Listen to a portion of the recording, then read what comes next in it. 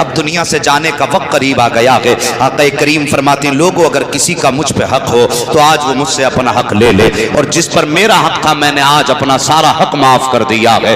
اللہ اکبر۔ نبی کے یہ جملے نکلنا تھا کہ صحابہ اکرام کی چیخیں نکل جاتی ہے، کہتے یا رسول اللہ ہمارے ماں باپ قربان ہو جائیں، سرکار ہماری اوقات کیا تھی، ہم تو جہنم کے کنارے پر کھڑے تھے، آپ آئے ہاتھ پکڑ کے جنت کا راستہ دے دیا، ہماری اوقات کے ہم آپ سے بدلہ مانگے۔ میرے نبی فرماتے ہیں صحابہ میں اپنے رب کی بارگاہ میں اس حال میں حاضر ہونا چاہتا ہوں کہ مجھ پہ کسی کا کوئی حق نہ ہو۔ اللہ اکبر۔ صحابہ کی چیخیں نکل جاتی ہیں، رو رہے ہیں، کوئی تڑپ رہا ہے، بلک رہا ہے، کوئی دیوار سے لگ کے رو رہا ہے۔ ابھی یہ بات چل رہی تھی، اتنے میں میرے سرکار کے صحابی حضرت عکاشہ اٹھ کے کھڑے ہو جاتے ہیں، کہتے سرکار میرا آپ پہ حق باقی ہے۔ میرے نبی نے اتنا سنا، فرمایا بتاؤ کون سا حق ہے؟ کہتے سرکار فلاں جنگ کے موقع پر آپ صفے سیدھی فرما رہے تھے، آپ کے ہاتھ میں کوڑا تھا، تو وہ کوڑا دھوکے سے میری کمر پہ لگ گیا تھا، آقا میں چاہتا ہوں آج اپنا بدلہ لے لوں۔ جیسی حضرت عکاشہ نے اتنا کہا گئے صحابہ کی چیخیں نکل جاتی ہیں، کوئی قدم پکڑ کے عکاشہ سے کہتا عکاشہ دیکھ نبی کی حالت کتنی خراب ہے،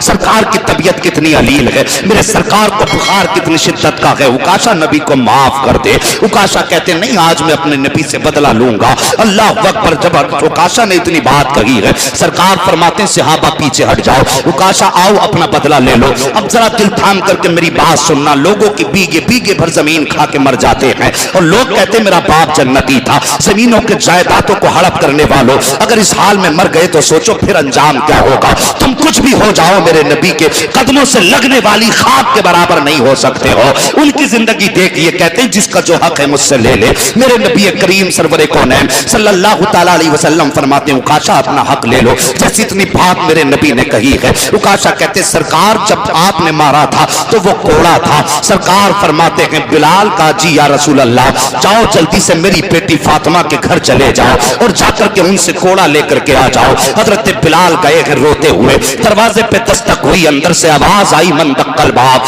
دروازے پہ کون ہے، کس نے دروازہ بجایا ہے؟ کہتے ہیں سیدہ بلال آیا ہے۔ کہا کس لیے آئے ہو؟ کہا آپ کے بابا نے کوڑا منگایا ہے۔ اتنا سننا تھا، سیدہ کہتی ہے کیا ضرورت پڑ گئی کوڑے کی؟ کہا سیدہ بات یہ ہے کہ عکاشہ کے بدن پہ دھوکے سے کوڑا لگ گیا تھا، آج وہ نبی سے بدلہ لینا چاہتا ہے۔ اتنا سننا تھا، سیدہ فوراً دوڑی اپنے دونوں شہزادوں کی طرف، حسنین کریمین مصلی پہ بھی سوئے ہوئے ہیں، آپ نے کوڑا بعد میں اٹھایا، شہزادوں کو پہلے اٹھاتی ہیں اور اٹھانے کے بعد دونوں بیٹوں کو سینے سے لگایا۔ توجہ سے سننا اس بات کو، انداز بیان میرا بہت شوق نہیں ہے، شاید کہ اتر جائے تیرے دل میں میری بات۔ حضرت فاطمہ نے شہزادوں کو اٹھایا ہے اور اٹھانے کے بعد اپنے بیٹوں کو سینوں سے لگایا۔ شہزادوں نے ماں کی آنکھ میں آنسو دیکھے ہیں، ماں رونے کی وجہ کیا ہے؟ کہا بیٹے آج فاطمہ کچھ مانگنا چاہتی ہے۔ بچوں نے کہا تھا ماں بتاؤ کیا مانگنا چاہتی ہو؟ جان بھی تمہاری ہے، مال بھی تمہارا ہے، جو کہو گی ہنستے ہنستے دے دیں گے۔ تب حضرت فاطمہ نے دیوار پر ٹنگا کوڑا اٹھایا اور اٹھانے کے بعد شہزادوں کے پاس آئی ہے۔ کہا لو شہزادوں، سنا ہے کہ عکاشہ نانا سے تمہارے بدلہ لینا چاہتے ہیں، اے میرے بیٹے یہ کوڑا لے کر کے چلے جاؤ، کسی بھی صورت میں جا کر کے عکاشہ کو منا لو، اگر تمہارے ہوتے ہوئے میرے باپ کے بدن پہ ایک بھی کوڑا لگ گیا تو شہزادوں تمہاری ماں تمہیں معاف نہیں کرے گی۔ اللہ اکبر۔ اتنا شہزادوں نے سنا کہ چیخ نکل جاتی ہے، کوڑا لیا گیا، حضرت بلال سے کہتے ہیں چاچا جلدی چلیے وہاں لے چلو جہاں ہمارے نانا ہے۔ عجیب قیامت کا منظر ہے، سرکار بیٹھے ہوئے ہیں، صحابہ کی بھیڑ جمع ہے، جیسی حضرت عکاشہ کھڑے ہیں، حسنین کریمین حضرت بلال سے پوچھتے ہیں چچا عکاشہ کون ہے جو بدلہ لینا چاہتے ہیں؟ حضرت بلال نے کھڑے شخص کی طرف اشارہ کر دیا ہے، دونوں شہزادے گئے، ایک نے دایاں ہاتھ تھاما ہے، دوسرے نے بایاں ہاتھ تھاما ہے۔ حسنین کریمین کہتے ہیں چچا عکاشہ جتنے کوڑے مارنے ہیں ہمارے مار لو، لیکن ہمارے نانا کے کوڑا مت مار دینا، جتنے چاہو مار لو، ایک کے بدلے میں 100 مار لینا، ہم آہ نہیں کریں گے، لیکن ہمارے نانا کے بدن پہ کوڑا مت مار دینا، ہمارے نانا کی طبیعت خراب ہے۔ اتنا جیسی رو کر کے حسنین کریمین نے کہا ہے، سارے صحابہ اکرام کی چیخیں نکل جاتی ہیں۔ ابو بکر صدیق آ کے کہتے ہیں عکاشہ میری سفید داڑھی کا خیال کر، میری سفید داڑھی کی لاج رکھ لے، ایک کے بدلے میں 1000 مار لے، میرے محبوب کو تکلیف نہ دے۔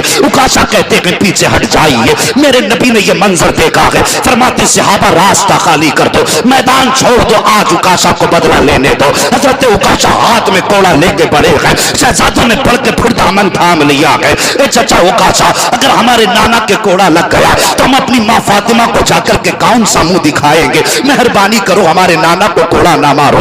इतना कहने के बाद आगे बढ़े। मेरे मुस्तफा फरमाते शहजादों ठहर जाओ। दोनों शहजादे ठहर जाते हैं। उसके बाद हजरत उकाशा कहते हैं सरकार जब आपने मेरे कोड़ा मारा था उस वक्त मेरे बदन पे कोई कपड़ा नहीं था, मैं ये चाहता हूं आप अपनी कमीज उतार दीजिए। अल्लाह अकबर, मेरे नबी की कमीज में 13 पैबंद लगे हुए थे। सरकार ने वो कमीज उतारी है, चीखें निकल गई, ऐसा लगता था मौसम थम सा गया हो, हवाएं रुक करके तमाशा देख रही थी, ऐसा लगता था जमीन फट जाएगी, आसमान गिर जाएगा। मेरे नबी ने अपना मुबारक कुर्ता उतारा है, जैसे उतारा है हजरत उकाशा आगे बढ़े हैं। मेरे सरकार ने पीठ की है उकाशा की तरफ, सरकार के दोनों शानों के दरमियान मोहर नबुव्वत मौजूद थी। हजरत उकाशा की निगाह पड़ जाती है, जैसी निगाह मोहर नबुव्वत पे पड़ी है तोड़ करके सरकार के जिस्म से लिपट जाते हैं, मोहर नबुव्वत को चूमना शुरू कर देते हैं और चीख मार के रो के कहते आका मेरी क्या औकात है कि मैं अपने आका के ऊपर हाथ उठा सकूं।